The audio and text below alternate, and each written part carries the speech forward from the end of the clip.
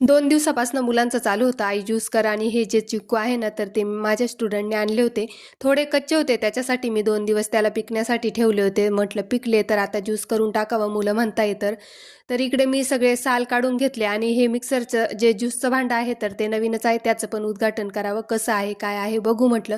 साल काढून मी कच्चंच दूध टाकलं. ज्यूसला कच्चंच दूध टाकत असता त्याच्यामध्ये चवीनुसार साखर आणि आईस क्यूब टाकले थोडेसे आणि 2 ते 5 मिनिटं मिक्सरमध्ये फिरून घेतले. छान असा ज्यूस पण तयार झाला.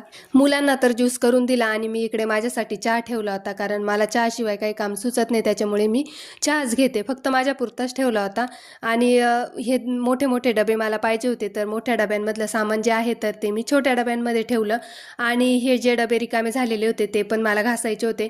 मिक्सर तर आणलं, पण आता ते कुठे ठेवावं, कारण घर छोटं असल्यामुळे, किचन छोटं असल्यामुळे खूप मला प्रॉब्लेम येतो. वस्तू जर आणली तर ती कुठे अरेंज करावी.